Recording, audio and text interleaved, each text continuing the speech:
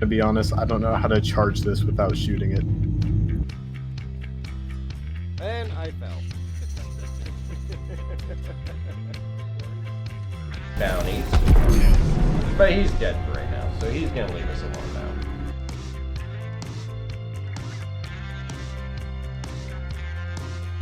Alright, well, if I kill you, it's not my fault. I don't believe that for a minute. Oh, my armistice zone privileges are revoked.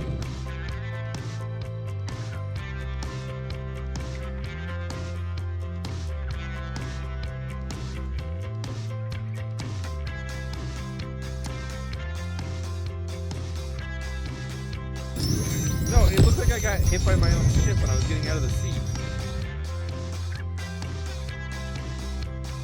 Another NPC. Yep, he's dead. Oh, no, he ran away.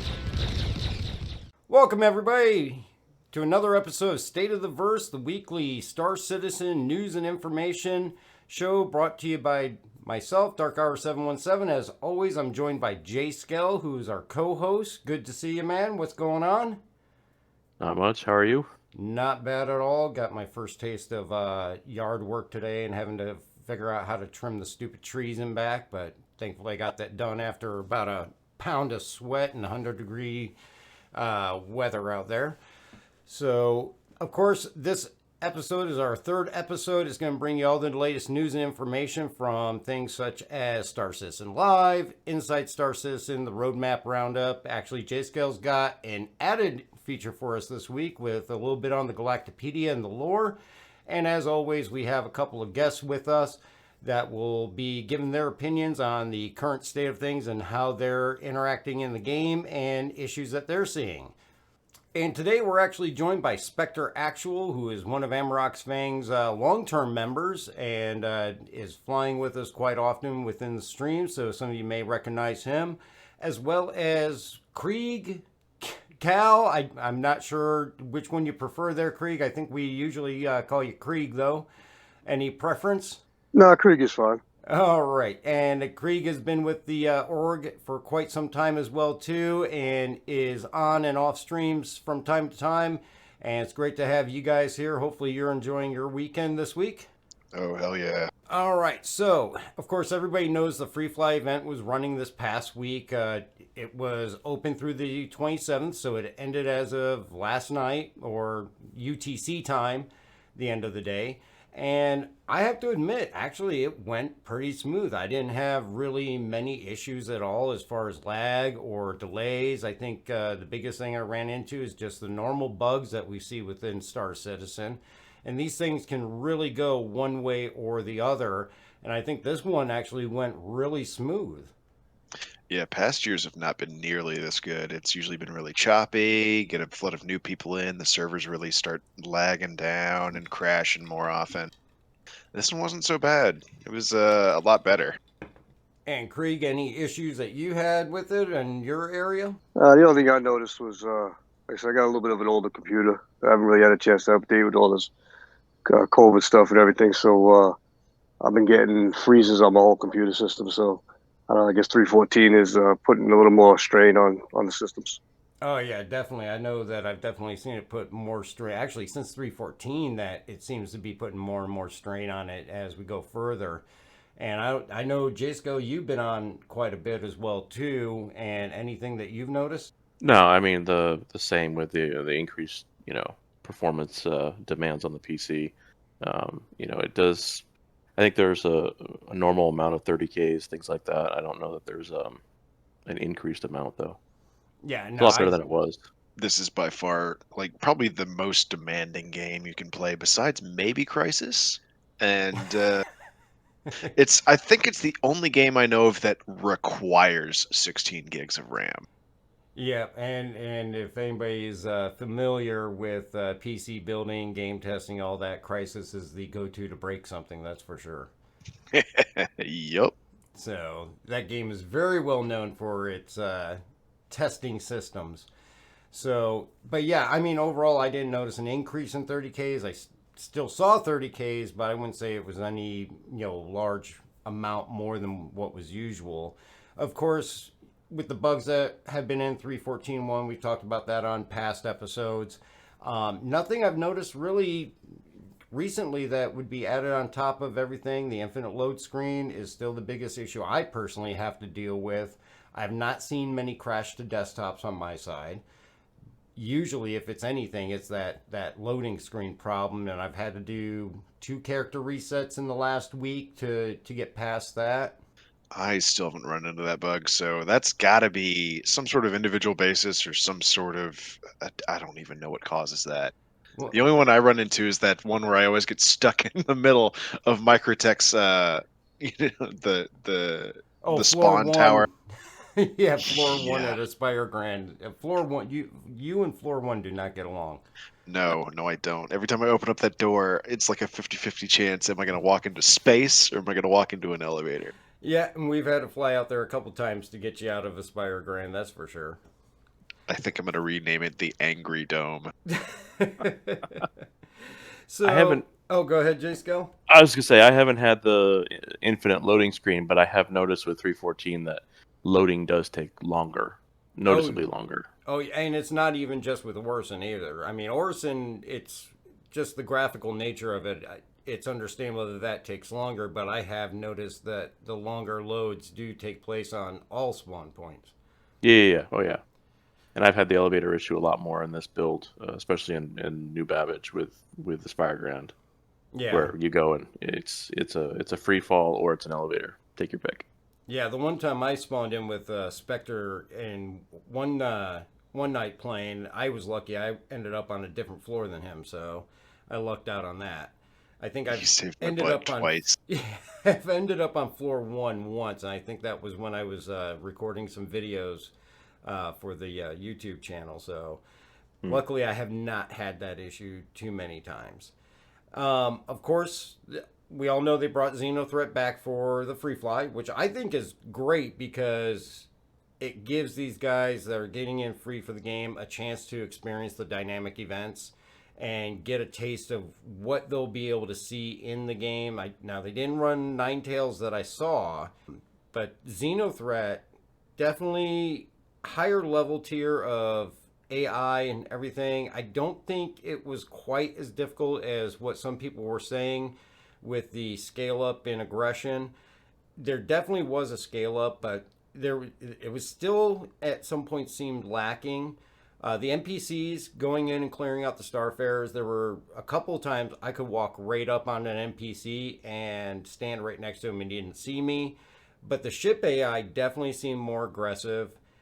It was interesting to get into those battles and be able to take those on. It seemed a little bit more difficult, but I think personally, I would say there's still more that they could take that. Oh, for sure. Absolutely.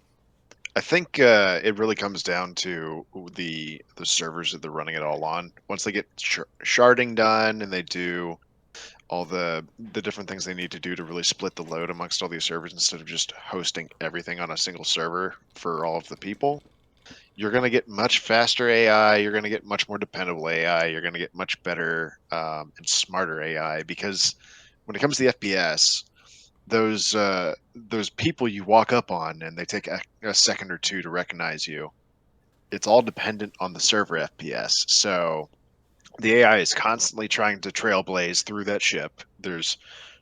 We get lost in it. I can't imagine what the AI is thinking when it's like it's nothing but collision zones all around it. And if the server FPS is tanking to like 10, that means the AI that's been dedicated to that FPS person doesn't have a whole lot of time to react. And even if he does, it's going to be delayed. Whereas we can turn a corner, see a guy, shoot a guy, and it's pretty quick for us. Yeah, and I did notice that the desync seemed to be a little bit improved, though I was still getting a lot of desync in the FPS portions. I turned the corner one time, nobody there, and then all of a sudden NPC dropped out of the sky on top of me. So desync's still going on a little bit there, but it has improved some. Yep. Especially compared to last time we ran Xenothreat, because last time we ran Xenothreat, we did it with 10 less people. Yeah. They cut the servers down to 40, and it helped out, the FPS for everybody. It was running a little bit faster, a little bit smoother, but we're getting similar similar speeds and latency with 50 people now, so they must have done something for the servers. Yeah, well, on PTU there, before they ended the PTU, they were doing a lot of desync troubleshooting and running hot fixes and patches for that to help alleviate some of that. Yeah, they were working on a lot of the back end services too, because apparently some of the services on the back end were just stalling. Mm-hmm. So That there was might a ton of work on explain. the PTU. That might explain phase 3. Very true. And Krieg, have you had the chance to get in play Xenothreat in the last couple days? What were your thoughts? Yeah, I think the last 2 times I got on, every mission I tried to do just never spawned any. Had the Navy there and everything else there, but never the threat. Oh, okay. Yeah, I See, ran into that problem as well. the biggest problem I ran into it when we were running, because what was it, Thursday night? I got on and with a bunch of the guys in the org, we were running a Xenothreat, and we had a great time. Of course, the biggest issue we had with that is we got to a certain point where we almost finished with the cargo hauling 30K, got back on, got all the way through, and we completed it. But then when taking on the final Idris fight and trying to take the Idris out, 30K. And then finally, the third time we got to go from start to finish before we ended it for the night. But we did at least 1 out of 3 times get to go, beginning to end with no interruptions. I'm wondering if it's possible, or if it's, I don't know what their player base is like active, but if they could cut the servers back down to 40, they would get so much smoother gameplay out of all of this. Yeah, I think they would. Maybe it's just because they have it set to 50, they don't have to spin up nearly as many servers because they're pulling in 10 more people per load. Yeah, it's very possible, or they're just pushing it to see if the changes that they made at least keep it at the state it was when it was in 40, kind of like what you were saying earlier. And now they can bump the people up while maintaining the same performance. But there's also the fact that 30Ks are a blanket statement. There's so many different things that can cause that. We can't say for certain that it was something within Xenothreat that caused it, or if, it's one of those bugs where somebody went and landed at a remote moon station that just happens to be bugged and it causes a 30K because somebody tried to get some, titanium from there or something. Yeah, it's so frustratingly annoying that there's no really known reason why a 30K happens. It's just server disconnect. So even on Friday when your internet was out, we were jumping in to various servers trying to get phase 3 to launch, and while Xenothreat wouldn't ever progress, the Javelin was out there, we'd all fly out there and the mission wouldn't really start. The server health was actually really good. Mm-hmm. So we were constantly at high B-win levels. There was plenty of connection. It wasn't stuttering. It wasn't jittering. It wasn't freezing. There was no problems. It was just not loading the mission. Yeah, and that's the same thing that happened to us with the 30K when we were getting to the final battle with the Idris, is the Idris just comes to a dead stop. It's not taking any more damage. It's not registering hits anymore. We weren't actually 30K'ing out and getting kicked off the server. It just froze, and it wasn't going to progress any, and we couldn't make any advancement. And after 10 minutes or so, it was just like, okay. Looking at the our display info, it was determined that it's just frozen. So we took upon ourselves to leave at that time because it wasn't going to go anywhere. Well, Right. that's a lot of what we saw in the PTU though too, right? When they were running it, it would progress to a certain point, and then everything would just kind of stop. Yep, that happened quite a bit with phase 3. The Javelin would get out there, and then it would just float in place and not progress past that. Yep. So, but overall, I mean, when we were able to play, it was still a lot of fun. And even playing it so many times, I have a blast every time I go in there and do that. Whether it's cargo hauling or the fighter support, it's a great time for me. Yeah, I like the mission itself. If it ran from start to finish without issues, it would be the number one reason people would be playing the game right now. It's because it involves FPS, it involves cargo hauling, it involves logistics, it involves combat. Yep. It's everything that you'd want in that game mode kind of shrunken down into a small mission. Yeah. The other great thing is that it also, basically promotes the multi-crew aspect of the game, whether it be operating as an org or in a multi-crew ship with friends. It promotes that and really highlights that as a big portion of the game. Yeah, it's one of the few missions where you can't just finish it out by yourself with a single seater fighter. You definitely can. You can bounty hunt in a single seater all you want. You could cargo run in a single seater, but with this one, if you're doing this solo, you're not going to get it done. Yeah, unless you get onto a server that's got an org or a group of people coordinating to where they can get, the vast majority of the cargo done, and you can concentrate on being a solo, fighter support person. But outside of that, yeah, it's going to be definitely more difficult. For sure. Yeah. You definitely can't run the cargo by yourself. Yeah, no. Yeah, you got to coordinate that. And you can see that by, I know I turn in-game chat off usually when I'm playing, but with Xenothreat, you almost got to leave it on because all those people outside your group, they're communicating through that. So they're coordinating, hey, I got this cargo ship, I got, this wreck, or, fighters coming in from this area. And as much as I hate leaving it on, you got to have it on for Xenothreat because that's also going to tell you when somebody accidentally gets turned into a red icon, but they're not being aggressive. People talk back and forth there to let you know, hey, so-and-so is friendly, don't fire on them. And I think that's what we saw with the first Xenothreat, is that as soon as somebody turned red, everybody just turned on them and got rid of them because we had so many pirates coming in to try and stop the completion of it. Yep. So, Yeah. I will say I haven't seen as many people coming in trying to stop it this time around as there was the first time they put it around. Yeah, there's no incentive to. No. With Ninetales, there kind of is to have it kind of PvP. With Xenothreat, there's no real bonus to fighting against everyone else because as soon as that javelin starts the fight, you're screwed. Oh yeah, and like you said, there's no incentive. You're not going to get any rewards. Ninetales is geared towards playing either side. That's what it was built around, which I think is a good idea. But with Xenothreat, there's really no payoff other than a trip to Klesher. Right. So with Xenothreat, they also introduced the ship sales. They did this the first time Xenothreat came out. Basically, put it out there as gear up for Xeno and CDF forces. We've got a variety of different ships. Some are always available, other ones are not.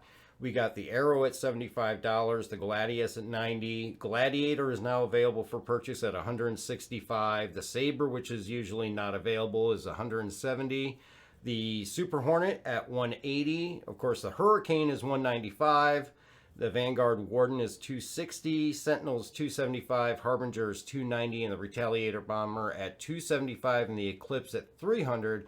Again, a lot of those ships are usually locked until you get to IAE or Invictus or something like that. But for this event, they made them all those ones available. Those are the standard prices for those ships. There's really no discount in there for getting them at this time. But they do have war bonds. Now, they have war bonds currently on the Hurricane, Retaliator, and the Warden for upgrades. That's going to be your cross-chassis upgrades, your CCUs. But they also have other packs available with the CDF Rally Pack. And they have that in a war bond and non-war bond configuration. It's going to consist of the Saber, the Hurricane, and the Arrow, which actually is not a bad grouping. I'm not a huge Hurricane fan because you got to have a co-pilot for that. War bond, that's $375. Non-war bond, that's $415.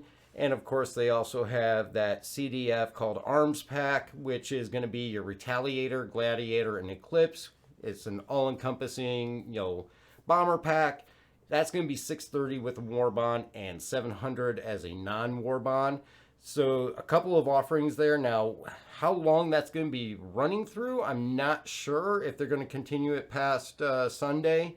I would imagine we'll see it till at least sometime on Monday, but it may even run past that as well too, depending on how long they're going to run Xenothreat for. But definitely some good offerings there, some ships that generally are not available. Are you guys looking at any of those picking up or upgrading to? Nope. So as a guy who's been around since 2013 and who spent enough money on this game to scare some people, but not near as much as other people, possibly in this chat. Probably. I can't recommend buying any of these except for maybe the Gladius at 90, or maybe the Warden if you're looking for a ship that's gonna make you money in the long run. Or maybe the Retaliator Bomber. It's a great multi-crew ship. That's not a bad price for it, and it doesn't get much cheaper than that when it comes to multi-crew ships. And it's going to be the most useful during Xenothreat or missions like Xenothreat. Anything that takes out a capital class ship, the Retaliator's always on the roster. Oh, definitely. What about you, Krieg? Any plans for any of these packs? No, it was J Scale said, I have no interest in buying no more ships. I think that the big thing is like all these ships. I mean, they're great ships, and I have a number of them. The fact is they're all available in game. Yes. And I've always said that's one of the greatest things about this game is that yes, they run these sales. Yes, they have some ships that are locked down until IAE or Invictus, but you can always still get them in game with a bit of grinding, save up your AUEC. You don't have to wait until Invictus or IAE to get them. You can go to Astro Armada, you can go to New Deal, you can pick them up right away, get them in game. Biggest downfall being that if they do a wipe or it goes from alpha into beta testing, you are going to lose it. It can always be repurchased in game. Yep. They're always going to be available there. So much like I've always said, you pay the price equivalent to a AAA game and you don't have to pledge anything ever again. You can just get in game with a little bit of grinding, which everybody's going to do that grinding anyways because you're going to play the game. And that's going to get you that money. Depending on how casual of a player you are or how hardcore of a player you are will determine how long it will take you. But no one's locked into only being able to get these ships through these means. But, of course, if you want to support the development and all that, then you always have that option to pledge it. But I think definitely, like you said, the Warden and the Harbinger are probably two of my favorites on that list. And yep, it's the only ones I could ever suggest buying for real money on this list is Gladius, Warden, Harbinger, Retaliator. Yeah. The other ones, the Saber's fun. If you were looking to go between the Gladius and the Saber and you didn't care about money, then I would go Saber. It's always useful in PvP combat because it's so sneaky, but it's also made of glass. So if you have a Harbinger and you're facing a Saber, you can beat the brakes off it real easy. But we're talking about a big jump in money between the Gladius and the Saber. Oh yeah, I mean the Saber comes in at 170. I had pledged it a long time ago, and I actually melted that to get one of my exploration pack, and I didn't use it enough to warrant spending that cash on that one ship, and I just ended up getting it in game. And I think I've lost it 2 or 3 times since that time, and it's not that difficult to get back in because it's not that expensive in game. So no, the arrows are a dime a dozen, so definitely don't pay $75 for that. You can make enough money for an arrow in game in what, 3 hours? Yeah, probably. I mean, in current state, if they get cargo trading fixed and all that, even faster. So I could make with the ship I have now, I can make enough money for an arrow in a single run. Yeah. So, and if you just run, you just run a couple rounds of Xenothreat, and you'll be able to get most any of those ships in one day easily. So yeah. For sure. So it really comes down to a lot of my friends have said it this way. It's a lot of them really don't like the idea that you can pay for ships, and a lot of people call it pay to win. But in this game, you don't really win anything. It's simply it's a time sink. Mm-hmm. So if you've got the time to spend the time in game to grind, you can get away without spending any money. Yeah, but if you got the money and you don't want to spend the time, buy the ship. Yeah, I mean, like you said, there's no win here. I mean, it's an open world, live your day-to-day life in the world, make some money, do some missions, and things like that. There's no end goal to the PU that classifies as a win. That's right. I think the best way to go about it, honestly, is just to get the starter ship. Maybe upgrade that one to like a 300 model of some sort. 325A is usually a crowd favorite.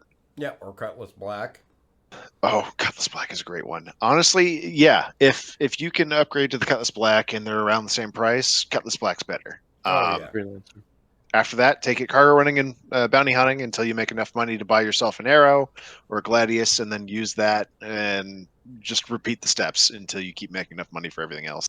Yeah, and the nice thing is that there's enough things to do that you're not getting into the monotony of doing the same thing over and over and over again. You can go do a little bit of mining while your stuff is refining in the refinery. Go run some bounties. If you get tired of bounties, then go do some rock mining or go run some delivery missions or go illegal for a little bit and knock out a price of freedom, at 22,000 to take over the Caterpillar and stuff. Yeah, I like doing solo FPS missions when it's like me versus 20 people. Yep, the bunkers and the caves. Or the cruise ship. Yep, the 890 jump mission. Jasko, you were going to say something? Oh, I just keep plugging the freelancer. But on the list of ships, I will say the Hurricane is a lot of fun. I don't have one, but I've flown gunner for a couple of guys who do have them, and I've had a blast. It's done great in like Xeno, just able to hold your own out there. It is kind of a meta in Xeno right now, but only if you have that turret gunner.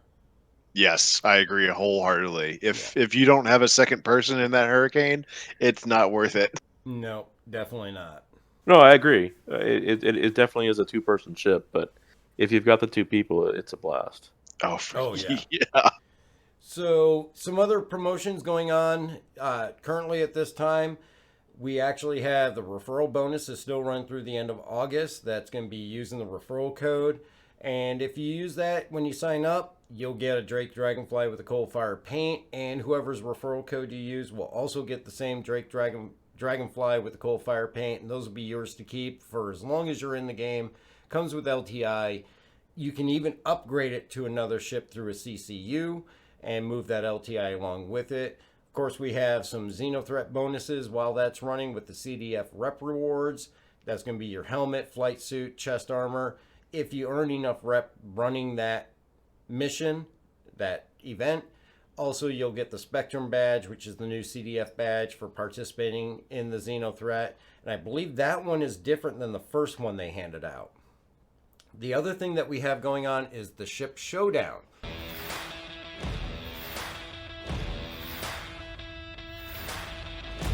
The wait is over. The biggest, baddest aerospace smackdown in the galaxy is back. That's right. We're back for another month-long celebration of all things with wheels, thrusters, huge guns, and so much more. And what better way to celebrate than a knockdown, drag-out, winner-take-all tournament of champions to see who the best of the best will be. It's all here at Ship Showdown. Will your favorite win? Your votes decide.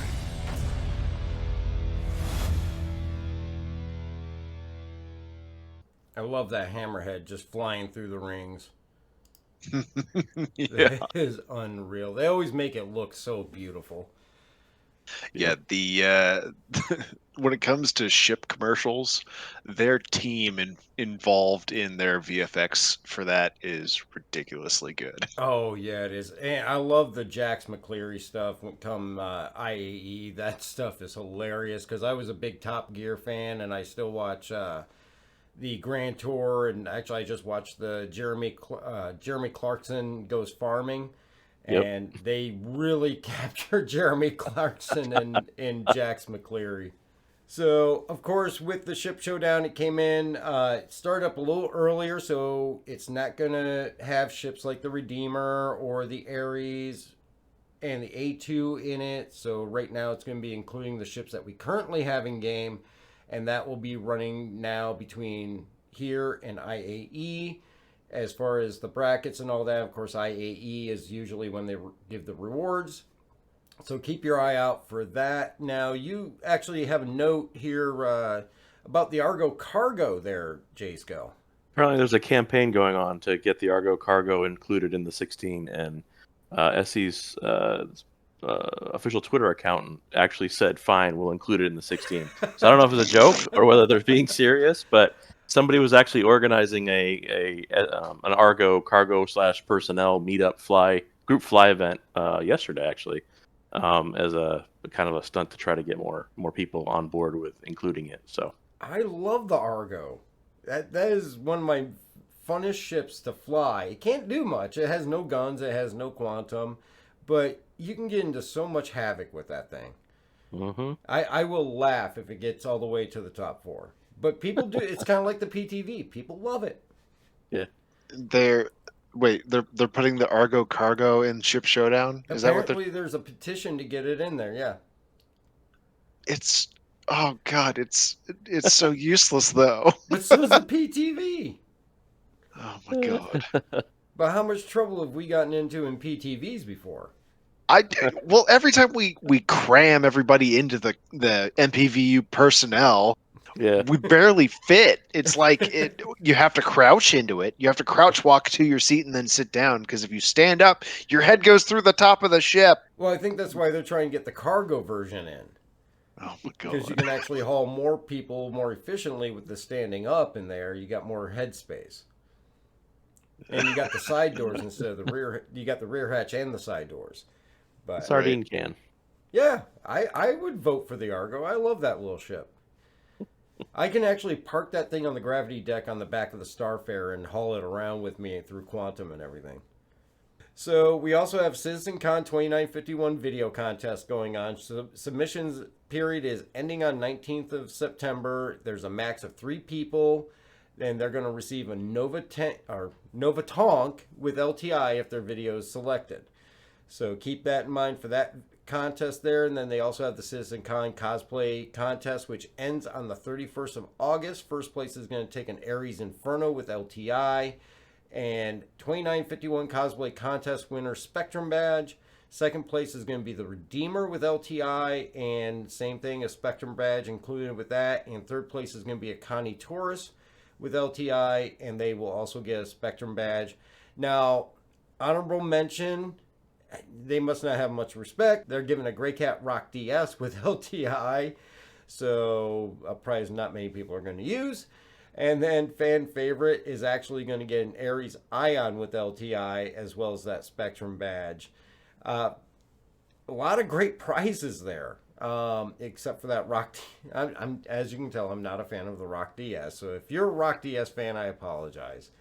But yeah, they're giving away some great prizes there. Yeah, the honorable mention, Rock DS. It's just like I guess it's going to end up being an LTI token at that point. Yeah, pretty much at that point. I mean, honorable mention is going to be 4th through 8th place. So there's going to be 5 winners of that, 4th, 5th, 6th, 7th, and 8th.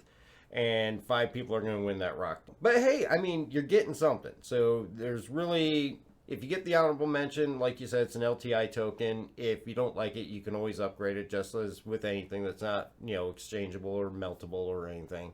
So It gives them a great stepping stone if they want to take that to something else. I wonder, doing the cosplay contest by itself is already really hard because everyone's remote. It's really easy to pull off cosplay when you're given a chance to dress up the image from home with Photoshop. It's a lot harder to pull it off in person sometimes. I got to imagine they got somebody that's scrutinizing that for any kind of evidence of Photoshop and everything, so that they can make sure that it's truly cosplay and they've made their costumes. That's true. So I would imagine those will go through some type of scrutiny as far as having their editorial staff or some kind of, editing staff looking at that for signs of manipulation and everything like that. Because once you if you don't, if you just take any submission without scrutiny, then you're going to have people just, digitally altering it to make it look over the top. Yeah, for sure. And since it ends in 3 more days, Yeah, 3 according more to this, days. yeah, at this point, I guess whenever this goes up, it'll be 3 more days. Um, I'm kind of interested to see what the cosplay contest entries look like, because with Star Citizen, there's not a whole lot of really iconic people or things to cosplay as yet, besides the various armors. No, there's not like that icon like you have for Halo with Master Chief, or like Destiny where you got the, idyllic Warlock outfit or something like that. But That's if right. you look at some of the past ones, they post all the winners, and some of those things that they come up with is unbelievable. I saw one where a dude had like one of the plastic grocery bags on his head, and he was standing on a chair. the Hurston bag, yep. Was he So- T-posing on top of a park bench? He wasn't T-posing; he was just standing on the chair. So Well, that does scream Star Citizen. So Yeah, it is. I've never gotten into the cosplay myself or the role play. Like I've mentioned on previous shows, I failed drama class. I was the lighting guy, so I'm not one to get out there and stand up in costume and all that. No, me neither. nope. So that brings us to our news and info. After all that, those are the current running promotions, and as things change and close out, we'll bring you any information on anything new. But going forward, we'll go into the news and info, and I think J-Skill's got some information on the roadmap roundup for us. Yeah. So added to the progress tracker recently, player reflection. So you're actually going to be able to see yourself in those mirrors in the bathrooms They're not and the going to be habs. vampires anymore. No. Lean over cover. The card on this one was a little bit more expansive, I think. It's expanding how we can use cover, like shoot over cover, and you'd use different objects for cover alongside like NPCs and whatnot. So that'll be exciting, I guess, because it feels like there's a lot that they're doing with just NPC and AI behaviors with the spawn closets and whatnot. So I think this will really help with some of the FPS missions that they're trying to get more built out, I guess. System broadcaster was just the way the card read on this one was just a server-wide ability to broadcast messages to all players simultaneously. It didn't really have anything. I don't remember anything more on it that kind of gave us any hints as to what they might be using it for, because they already kind of do something like that with the comm system for like the Xenothreat with what is her name, Rowena? Dooley. Whatever. Dooley, there we go. Yeah. So exciting stuff, I guess. Destructible environments. I don't know what to say about it. Same thing. Rivers, rocks, and basins. We've seen some of this stuff in some of the Star Citizen lives. I think it's pretty cool. I don't know the road part. I think is they were talking about as well as adding roads in. I don't know why we need roads, because we're just going to fly everywhere. So. Yeah, I think the one question I have with that is we've all seen the water physics on the 890. Now, when I first got in, you could go into the pool and it looked like water, and it seems like at one point they just shaded it blue and took away the water effect. Even though you can still drown if you take your helmet off, how are they going to incorporate that physics within rivers, the depth, and, the current flow? Are you going to be swept away if you get in too deep, or things like that? It'll be interesting to see. Well, Wouldn't that this, be nice? yeah, well, I was gonna say that the video I saw, it's been a while.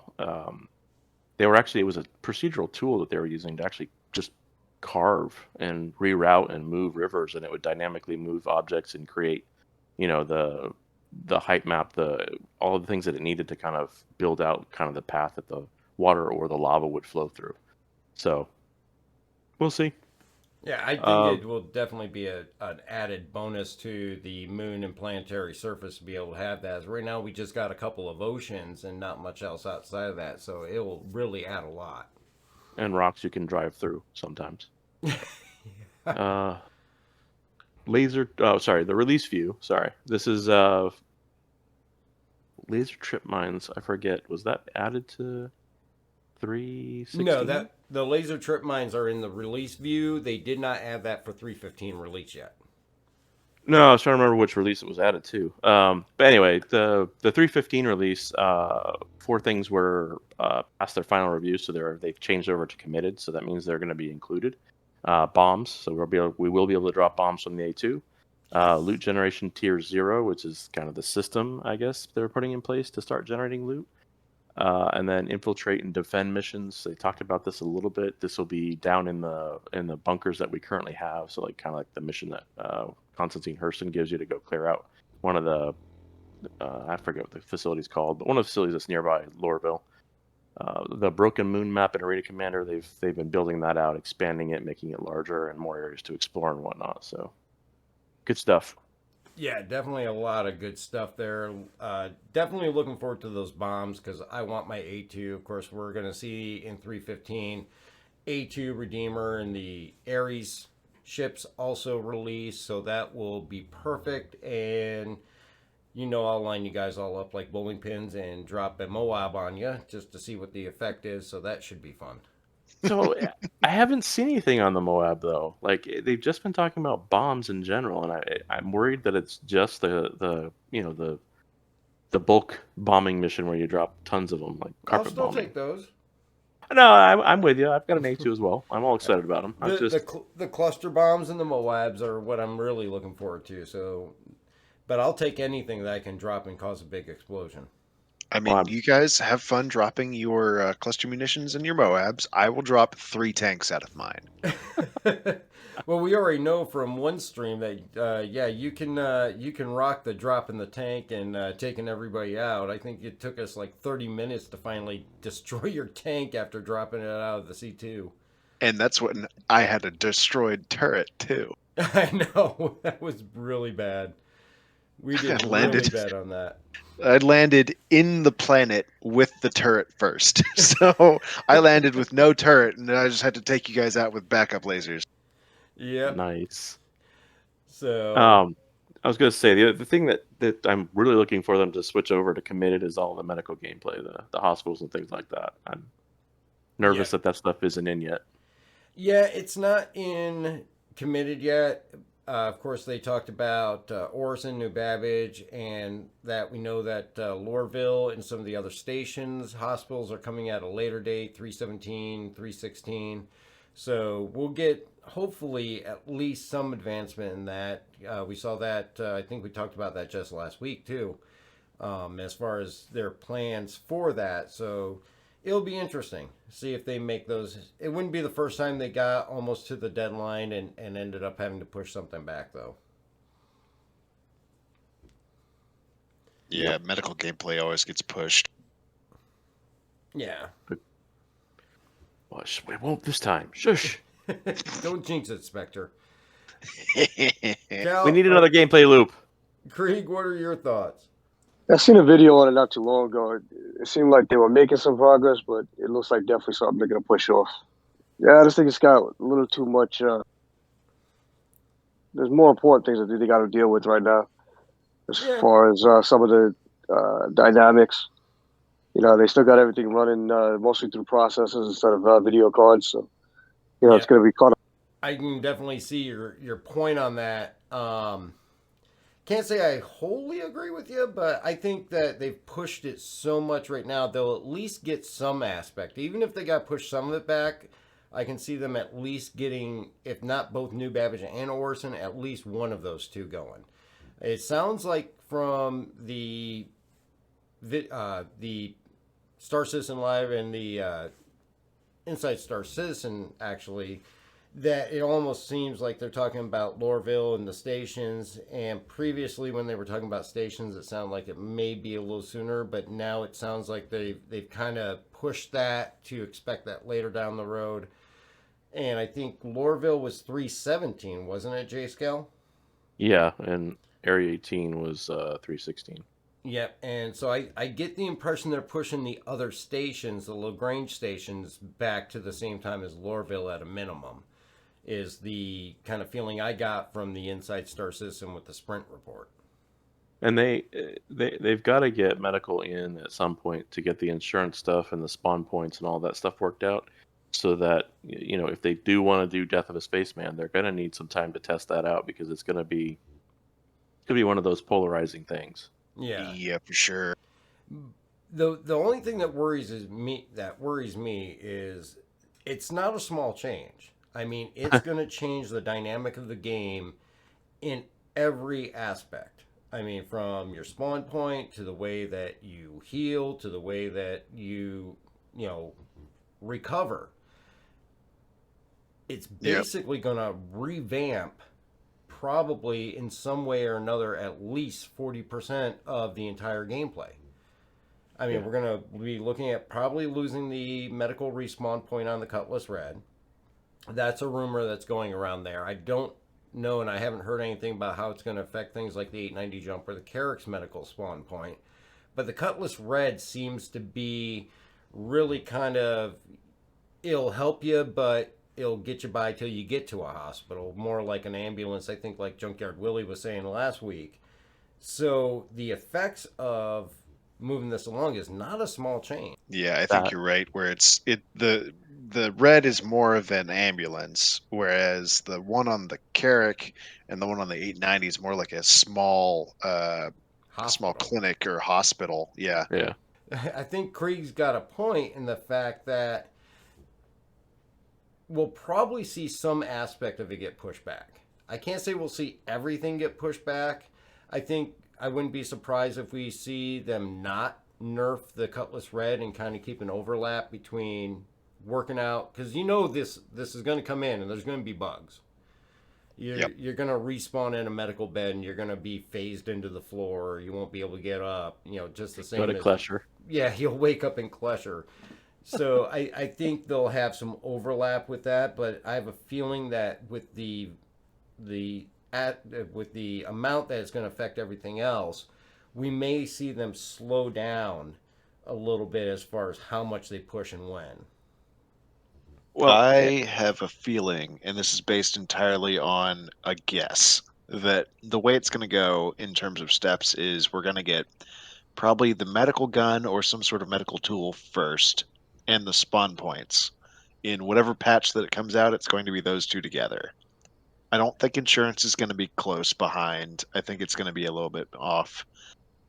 Death of a Spaceman is still going to be a ways off as well. Yeah, I don't think we're going to see Death of the Spaceman until sometime next year at the earliest.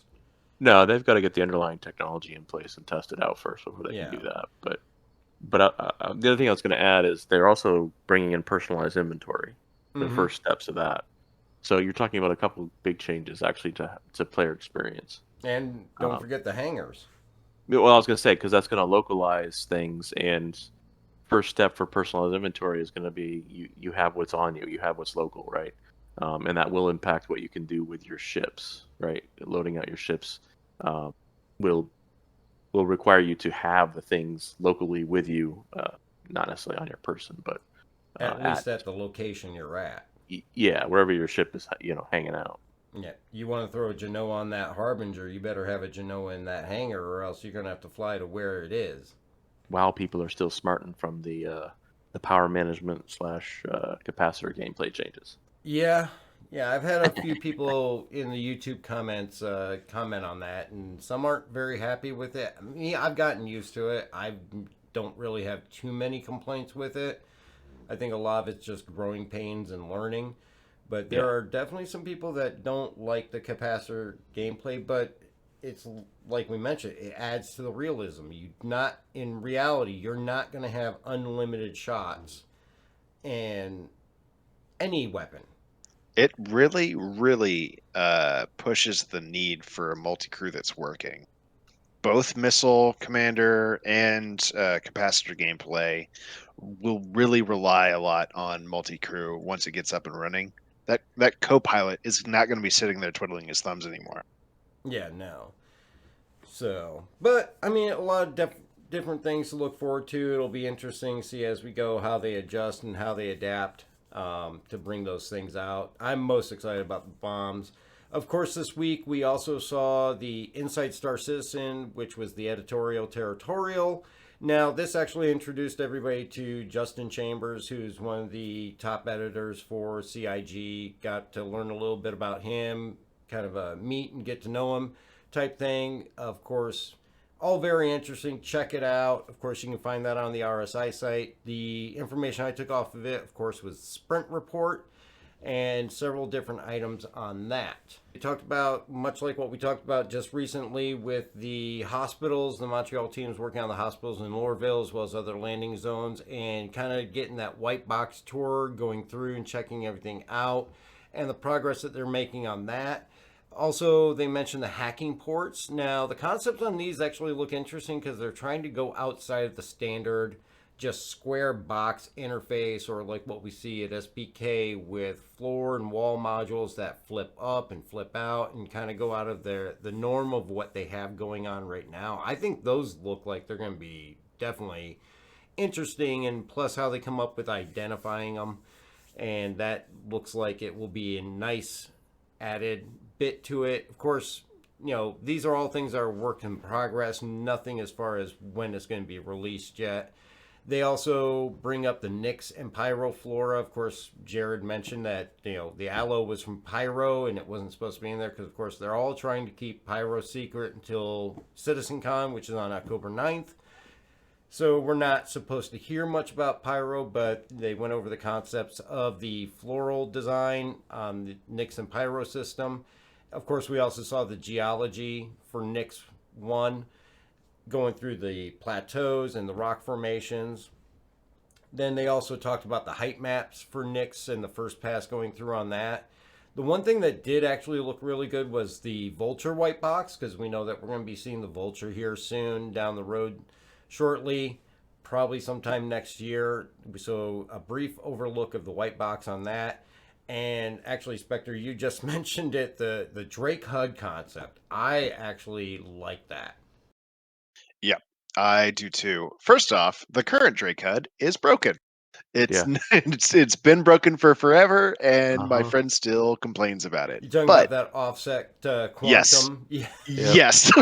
Annoying. You know what? The Okay. Hammerhead's doing it now. Oh God, There's a my few. yeah, my Harbinger does it. So I haven't had the problem with the Harbinger, but my Hammerhead's doing it to where the quantum reticle is above the targeting reticle. Mm-hmm. So yeah, Yeah, and of course Drake, we all know, is like way below the center reticle. by like 2 feet. Yeah. But yeah, it's not that part not so bad. Once you know where it is and you know what's going on, it's very easy to work around. However, the new HUD looks nice. It does. It looks minimalist and it looks military. I mean, So it really kind of screams Drake. yes, right. Exposed wires, duct tape, like function over form. Drake Post-it notes. is why use duct tape when cellophane works just fine? So Very true. so they don't need to be classy. They don't need it to look pretty. They don't need to have some weird startup sequence where it's telling you that you're going to have a great day and thanks for buying our ship. It just needs to run. It's we're Drake. Shut up and go. That's it. Very true. Of course. So I I like the think, HUDs. I think, like you mentioned, Drake just has that Drake feel to it. I mean, you look at a ship, you can tell that it's Drake. Yep. Usually covered in skull and crossbones.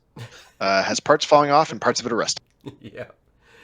And of course, we got the IAE banner concepts and logo concepts. Of course, you know, they all have swooshes, and Jared likes the one with the swoosh. I mean, there wasn't really much change from what we saw last year, so No. not really too curious on that one. Of course, the atmospheric pressure damage for ships and vehicles. Now, this is interesting because this is what they're going to be implementing on Crusader with Orson, is if you fly down too low, you're going to get crushed. If you fall off Orson, you're going to go down, you're going to get crushed. And the effects on your ship as well as your person. And it was kind of interesting seeing that video on how they're testing it and seeing the ship take damage as it goes deeper and deeper down to higher and higher pressures. So that was definitely interesting. It'll be neat to see how that gets implemented. That would be a very interesting chase mechanic too. So, for example, let's say you have a pretty sturdy cargo vessel of some sort. not really going to name names, but let's say it's a ship built on Crusader. So well built, known for the pressure, can go. You're being chased by some Drake ships. Drake ships. All right, perfect. Held together with duct tape, probably some missing parts. You know that you can sustain some crush depth. You don't know about them, so you take a dive into the planet. You know you can survive it. You know you can take the punishment for at least a little bit. And you know that your shields aren't going to hold out much more in this fight because those guys can put out some damage. So you take the dive. It's like submarines. If you know you can't fight, you better hide. And what better place to hide than a place that will crush your enemy for you? Exactly. I think that would be interesting if we see that aspect of it, or if they're going to make it more of a blanket thing where every ship's affected the same, which I don't think would add to the realism, but it may be a longer term goal over the short term. I think ships with a lot of glass are probably not going to survive very well. Very true, but I mean, kind of like you said, ships like Drake and kind of beat up and all that. You throw the Herald down in there. I think you should see it affect those, or even just sabers or smaller ships versus larger ships. It would be nice to see those be more heavily affected at different depths than something like the C2 or the M2 or even a 600i.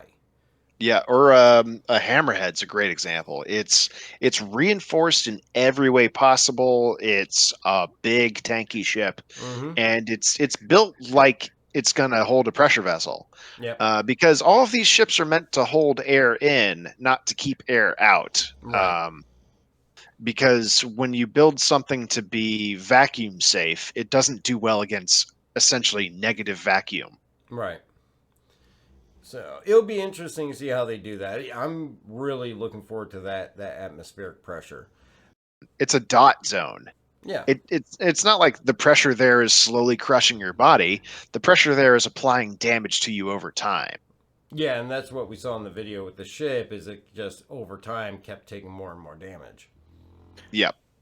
And If what it, I was just for going it. to say, the first implementation of that will probably be based on ship health, right? The health points of the ship versus the pressure. So each ship will experience the same pressures, and it'll be, if ship A has more health points than ship B on its hull, then ship A will be able to go deeper than ship B, whatever. Yeah, or just survive longer. Yeah, just because they've talked about, materials and each material having 7 or 8 different properties, and then they're going to have to go back and apply all those materials once they get them all defined to the ships, and that'll determine ship weight. It'll change ship maneuvering. It'll change armor strength and all that other stuff. So, Yep. So when it comes to like crushing, when we get into this pressure later on, I think you're right. It's just going to start out as kind of a dot zone where, based on your health pool, you can survive in this zone for this long, and it's just an arbitrary bit of math where pressure 2.0 does twice the damage of pressure 1.0, which 1.0 doesn't do any damage. Right. So, depending on your health pool, you can stay in it longer, or you can go deeper for the same amount of time. Jared brought up the space whales just for the sake that we haven't seen them in a bit, and kind of some artist concepts as to what you might be able to do. The artist pictures were on the back of the whale, looking like there were going to be minables. I think in the past they've mentioned that there's going to be commodities that you can mine off the back of the whales or retrieve off the back of the whales to be able to sell. So definitely some beautiful artwork. It was nice to see that, and it'll be interesting to see when those whales get in. Right now, no known date as to when they intend to add the whales or any of the other animal species, but those will eventually be down the line. So after that, we had the Star Citizen Live, which was talking about the gangs of Pyro, and this was actually really interesting because on a previous Star Citizen Live, which was back on 26 March, they actually concepted a gang during the broadcast, and they've actually moved forward with it.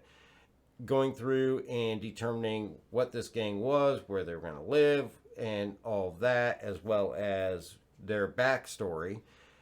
On this Star Citizen Live, they did concept art on designing, or at least the initial art concept of what they're going to look like. And that was Jared, as well as one of the artists going through, and over the course of the hour, they basically came up with an initial design full-fledged off of a model picture of Tom Pappas. And at one point they made him look like Skrillex. And of course, I will speed up the process for this, so that will knock an hour's time down to about 8 minutes. Did you guys get a chance to watch that one? Yeah, it was a struggle though. It was. Yep. It was slow. It was a struggle. I took a little bit more out of it though, because when it came to the gangs of Pyro, I didn't care so much for the fire rats or that. It's cool that we have someone else to shoot, but I think the lore behind the other guys, the overlords, are the very, very interesting lore. Yep. They're essentially like what, a group of 6 vigilantes that are going around screwing up the other groups there in Pyro. You know what they remind me of? What's that? It reminds me of Ghost Recon, Breakpoint, and Wildlands. Okay. It's a small group breaking and beating the ever-loving crap out of a much larger criminal empire. This is very, very true. And of course, as far as the backstory and the lore that he's referring to with the fire rats being that they're cultish, they're followers and worshippers of Pyro 3's sun, and they worship the sun flares that come off of it. They are hijacker scavengers, and they are to a degree scarred and burned from the heat and from worshiping those solar flares. So definitely very interesting in what Spectre was talking about with the overlords. There's a lot of information in there because there's a lot of back and forth between Jeremy and Jared as they go through and design this. I thought it was interesting they were even taking comments from the live stream and trying to work some of those ideas into the concept as well too, and just coming up with this just from going back and forth between everybody. So we'll have that all shrunk down, and I'll just put the audio over top of that. But it came down to about 8 minutes. But and I was gonna say the Gangs of Pyro video back in the 26th of March. That one they were doing the same thing, as they were taking ideas from chat. They were doing live polls and things like that about what they were going to do with each one. So I think that video had a lot more information in it. I found that more interesting than watching Jared and Jeremiah, or whatever his name was, go back and forth. They're funny, but yeah, the back and forth, and I took the audio out of the shortened clip, obviously, but it was really just the artistic process is what I found interesting with that. And I thought it's just to go from the initial picture that he had of Tom Pappas all the way to the very end when he had a full-fledged idea. And of course they were still working on it, but the length that it went in that amount of time, I don't have an artistic bone in my body, but I mean that's talent. That's talent for him to be able to take that and create that off a few inspirations from his idea board, from other aspects of culture, pop culture with Vikings and everything like that, to what they came up with. It's really interesting to see that artistic process. agreed. Yeah. I did like the video because it really fleshed out a lot of what's going on in Pyro and kind of what to expect when we get there. Yeah. And based on my interests, I'm going to be a merc for the Overlords. So, all right, Krieg, any thoughts? I think it should be an interesting addition to the game, and a whole nother aspect of what a lot of people are going to be looking for. Yeah, definitely.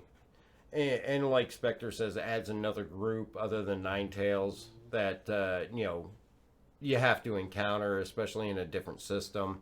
So it'll add more into that game and more to the fact that when you go into Pyro, you're doing so at your own risk. Other than that, we have a new portion for this week. And Jason, I'm going to hand it off to you. Kind of go over the Galactapedia lore information that you got there for those who enjoy the lore. Alrighty. They do. I think they do Galactapedia updates once a month. So this is the August update. There was a full-length article called "The Plain Truth." The Plain Truth is a human tabloid talk show starring Parker Terrell. I didn't read the whole thing, and I won't summarize it because I didn't read it. But basically, the gist was, it's called The Plain Truth and human tabloid. So you figure out what it's about. All right, the bulk of the rest of the updates were just the small entries that they put in there for a lot of Stanton system locations and personalities. There was Microtech, Lorville, New Babbage, Magnus Tubin, what's his name? Pico the Penguin got an entry. A bunch of stuff like that. And then they introduced a system that I hadn't heard of, but I'm not fully up to date on all of the systems that are out there. It's called the Croshaw system. It was the first system that was colonized by humans after they left the Sol system. And then a few of the ones I found interesting were Alberto Vara, is an astronaut engineer and founder of Infinity Customs. So it's a full ship customization. So it's another one to I forgot the name of the other ship customization. Cousin Crow, was it? Yep. Oh, yeah. So it sounds like there's going to be more than one ship customization option, possibly, is my guess based on that. The Aaron Halo was an interesting one as well. They talked about how Crusader Industries tried to claim ownership of it, but that ownership is contested, and the UE hasn't bothered to give a ruling on it. So anybody that applies for a mining claim is pretty much gets it granted. And I know that in previous talks they've mentioned that mining won't be that you can just roll up on any old asteroid or rock field that you want. You'll have to get like a mining permit or something if it's already owned, right? So you'll be mining, in this case, the Aaron Halo, it sounds like it may remain free. You have to get your mining claim, but otherwise, you won't have to go through Crusader or anything. It'll be UE that you go through. People's Alliance was another one that I found interesting. They're the founders, excuse me, they're the founders of Levski. They're an independent political group that exists outside of the UE governance. They were formed back during the Messer regime. They didn't like the brutality and the cruelty, so they kind of broke off and kind of formed their own, like pilgrims, kind of left the fold, and they established Daymar. Daymar? On Levski. Yep. No. Levski. The other way around. Sorry, Levski. I'm backwards, a little tired. But they're open to anybody that wants to settle there, pretty much. So I felt like it was kind of like Pyro, right? A lawless system. These guys aren't necessarily lawless, but they're outside the UE jurisdiction, and they're the opposite of Pyro. They're friendly as opposed to looking to rob you or shank you. And then, sorry, go ahead. Real quick update. Sorry, it's I as we were saying that Levski on Daymar, I was like, wait a second. Delamar. It's not Daymar, it's Delamar. Delamar. And yeah, it's because Delamar went from the Stanton system, Yes. where it was just kind of there. Now it's Nyx. So Delamar the asteroid, Levski's the city. Yes. That's right. Yep. And both of them were surreptitiously removed from the Stanton system and moved to Nyx. Yes. Yep. Because it was always planned to be in Nyx. It's just they used it as a testing bed for Stanton as well, too. That's right. Yep. And then the last entry that I thought was interesting was the UEES Flissa, Javelin class destroyer. It's the one that's actually crashed on Daymar. They give you a little backstory on how it actually ended up there. And a little So bit it's of its actually service got history. a name. Yeah, it's the Flissa, Flyssa. It apparently was doing some sort of maneuvers. It doesn't go into details. Basically, a ship that was trying to flee exploded and sent debris everywhere. It took out the Javelin's engines, and the Javelin belly flopped on Daymar, not Delamar, Daymar, and all 65 souls were lost when it went down. Ah. See, I gotta spend more time looking into the lore. So I do definitely it just not my because strong point. I do it just because one, I find it interesting, but more so because eventually they will get into the exploration stuff, right? They are looking into the long range probes that you can send out and things like that. And if you want to find an area where, you know, the lore is going to help you find areas that might be good places to start your exploration, as opposed to just blindly flying off into the stars. Oh, I'm sure. I mean, there's already lore with the what was it, the Book of Baba or Story of Baba. Yep. That plays a lot into different locations and everything like that. So definitely, I'm only doing myself a disservice by not catching up on it, but it is going to play a big part down the road, and it can be very helpful in being able to find points of interest, different things to do, and different spots to check out. That's for sure. Yep. So That's it. That's about all the information that we have this week. Well, I definitely want to thank Krieg and SpectreActual for joining us this week. It was great to have you guys on. I greatly enjoyed it. I appreciate you guys, joining in and talking with us about your experiences and all that. J-Scout, thank you again for all your work on content and helping come up with some of the things to discuss and keeping up on top of that lore, as well as the news and everything. Always appreciated. And I want to thank all of our viewers. Don't forget that we do this on a weekly rotation. You can actually send in any questions. We'd like to start a segment where we answer viewer questions, concerns, things like that. You can do so by emailing me directly at darkhourexperience@gmail.com, or you can reach us on Twitter at darkhour7171. Just send us information on Instagram at darkhour717. Definitely love to hear from you guys. Questions, concerns, anything you'd like to add to the show. And as always, everybody have a great time out there. Hopefully you'll get some more Xenothreat in. And don't forget to check out our streams every Wednesday and Sunday night at 7 p.m. Eastern Time. And everybody have a great evening, and we will see you next time.